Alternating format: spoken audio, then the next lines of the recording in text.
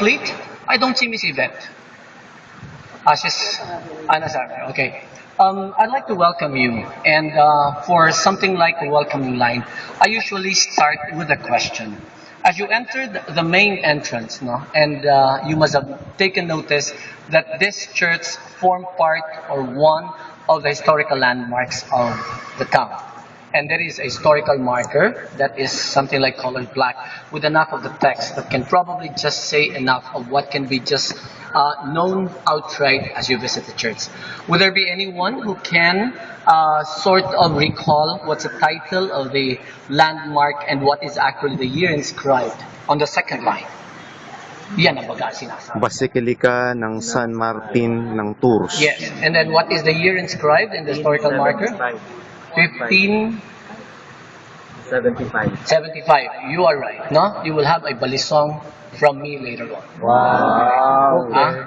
That's your gift. Okay.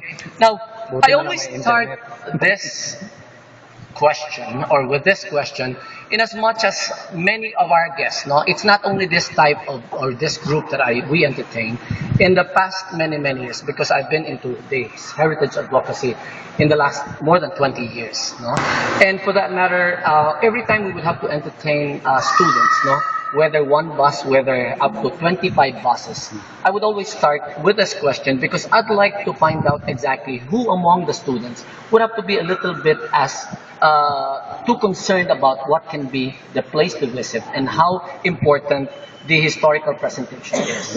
Because more than what can be inscribed or written in the historical marker, the town of Taal happens to be ranking highest in the number of historical landmarks as declared by the National Historical Institute, which is now the National Historical Commission of the Philippines. Okay? Now, but more than that, you are visiting the beautiful Basilica of San Martin de Tours, named after our patron, Saint Martin of Tours. But going back to 1571, my dear guests, actually refers to the very year when the very first church was established in the old Taal, which was once known as Balangon. And it is not this, it's just about 25 minutes, and today it is the town of San Nicolas. And in that particular area, we see the most prominent water, the biggest, or the third largest body of water, which is the Taal Lake, which originally was known to be as Bonbon Lake. Okay? Bonbon. Now, if we even have to go ahead of something like tracing exactly Batangas history, and I know for a fact that some of your, the organizing committee must have discussed a little of Batangas, but just for purposes of recap, now, do you know that Batangas is not Batangas in the early days? I am not surprised that many of our students would even have to ask, where is the Taal volcano?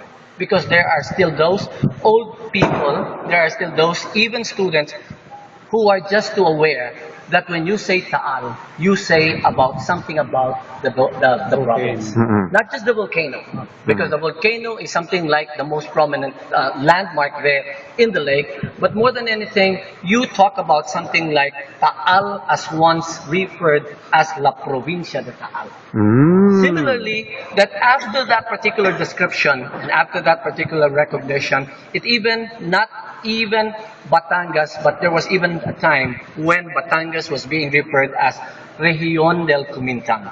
I don't know if any one of you is just too fond of singing, and if you're too fond of Kundiman, one biggest hit in terms of Batangas Kundiman is Prinsesa ng Kumintang. In the early times when the explorers would have to just observe that many of the natives would have to be constantly singing Prinsesa ng Kumintang. So it's something like by matter of just giving that particular recognition, we would have to visit. We are in this place where a lot of women, a lot of people would have to sing Kumintang. Okay? Until finally in 1581, Batangas was established.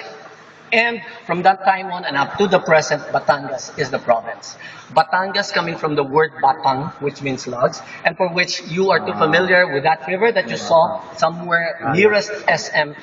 When there was once a time, logs would have to kept afloat, and logs then was being referred as batang. Okay. Now, similarly, a lot of guests would also ask about how did the word Taal come from? Now, there are actually three versions, my dear guests. No? Initially or originally, Taal was being referred as Taad. That's T-A-A-D.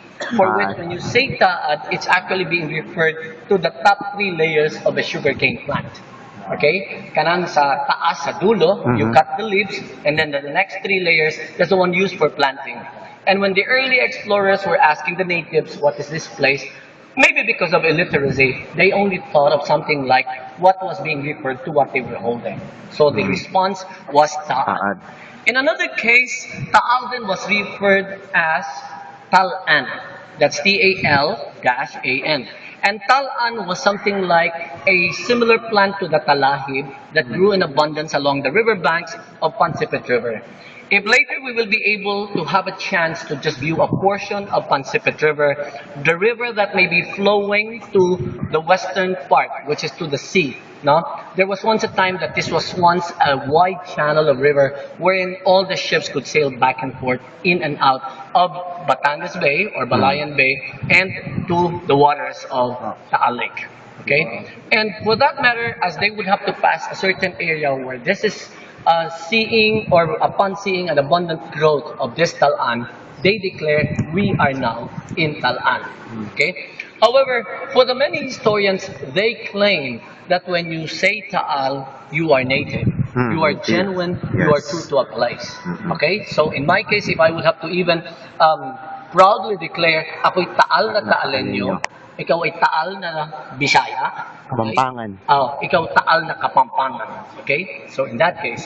Now, in another sense that if we even have to refer to all documents, no? An American archaeologist by the name of Robert Fox once described Taal as a large area, claiming that even as far as Mindoro, Marinduque, southeast part of Laguna were once part of the old Batangas. And you can just imagine how big it was.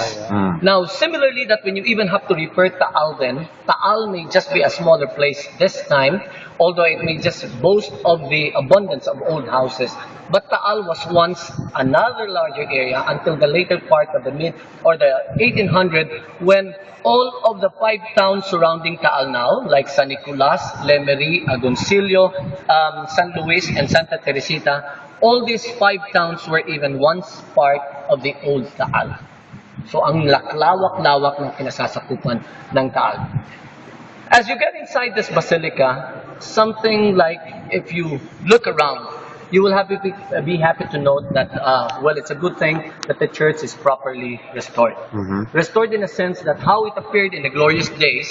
However, if you even have to check exactly and do a little of the comparison, what you see in the ceiling area, okay, in the altar part, no, is actually what could have been an original painting, and then the rest were all just copied and referred or as patterned after what old photos would have presented in terms how it actually looked like. But the more important thing that when you are to visit, I mean, you'll be happy to note that finally, because in the past years, in the past many, many years, we Taaleños would just be happy that if it is gonna be fiesta, this is the only time that the antique silver panels will have to be brought out from the vault and that it will have to be installed and brought back again to the vault once the activity is finished. Do you know, as I mentioned fiesta, I don't know in some provinces, but probably Pampanga would have to be similar, that when we celebrate fiesta, ay kasabihin nakaw ay ubusan ng kwarta yan. Ay nakitunay kinakailangan maraming ipon din yan, at pag sinabing ikaw ay hermano mayor, ay you are bound to absorb enough of all what can be related expenses. Ay sa amin ho din katulad laang ng pagka-hermana, ay pag ang suot na gown ay simple-simple sasabihin, ako'y nagtipid na naman. No? You know, one trait that you can probably observe among Batangueños is that hindi lang ho ang mga babaysot ang pulaera din eh. Kahit ho mga lalaksaw, lagi bagang may pintas. Lagi bagang may sabi na kung ano mang ikangay maiko-comment para lang to get into the conversation.